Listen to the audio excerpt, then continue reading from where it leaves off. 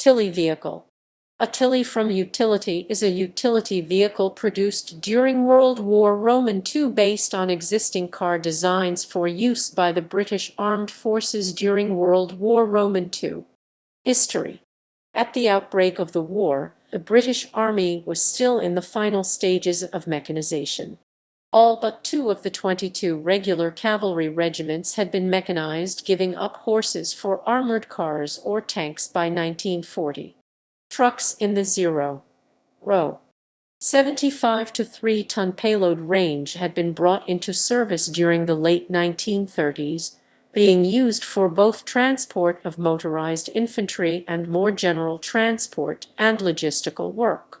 However, there was still a widespread shortage of vehicles of all sizes, which became more acute when the Army was mobilized for war. In particular, there was a lack of light vehicles for local liaison, communication, transport, casualty evacuation, and general utility work at the smaller unit level, that of the company or battalion. While senior officers may have a staff car, junior officers and other ranks found motorized transport indispensable in an increasingly mechanized army where movements could be made of dozens of miles on graded roads. Faced with a lack of utility vehicles, the Ministry of Supply coordinated with the major British car manufacturers, primarily through Lord Nuffield of Morris Motors, via Nuffield Mechanizations, and Aero, to produce military utility versions of their existing mid-size saloon cars. They were all officially classed as Car Light Utility 4X2. The adaptation of each manufacturer's chosen model to utility specification varied in detail but was broadly the same. The rear body was swapped for a simple pickup truck load bed covered by a canvas roof commonly known as a tilt, making the utility a 2- or 3-seater in the cab. The bodywork was simplified for ease and economy of production, with some models having angular flat-panel wings or doors. Some cast or molded body parts were swapped for simpler pressed steel stampings.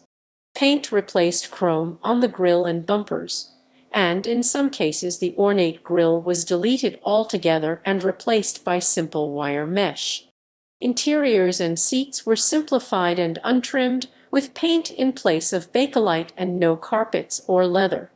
Electrical systems were swapped from the usual civilian 6-volt type to the military standard 12 volts, and parts such as headlamps were smaller types than the civilian cars and standardized across all models.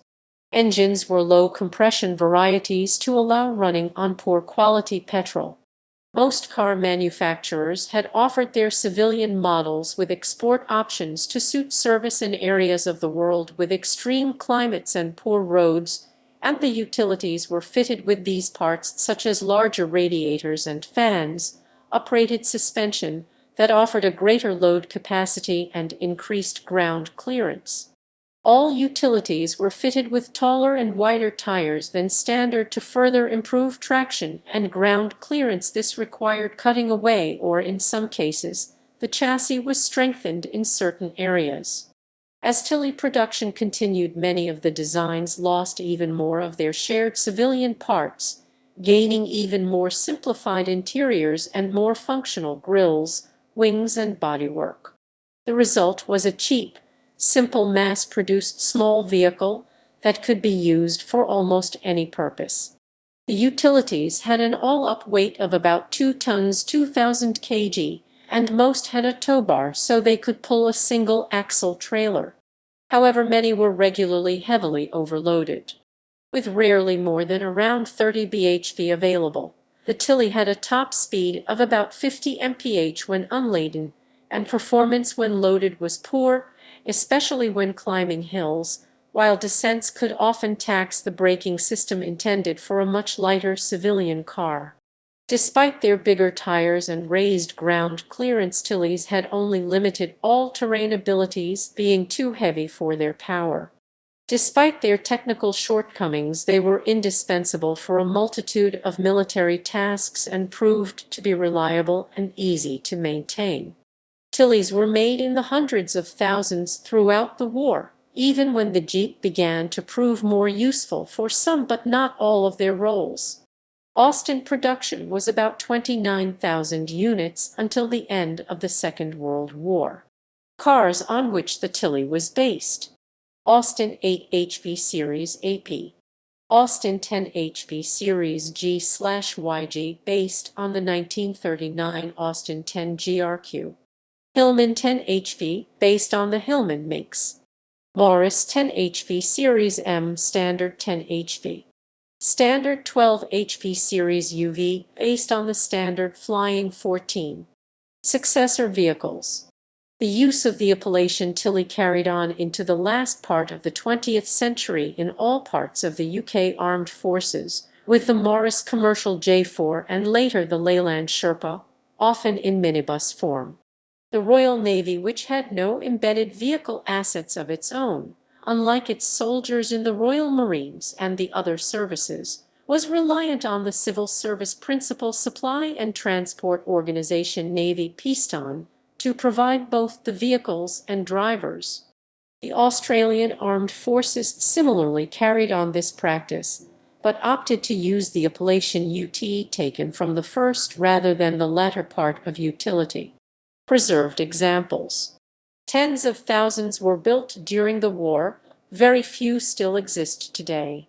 Preserved restored examples are on public display in the Czech Republic's Tank Museum at Lesiny near Prague, Yorkshire Air Museum, in France's Regional Air Museum at Angers Mars, and at the Malta Aviation Museum at Takali, Malta, the Muckleberg Collection, Norfolk, among others.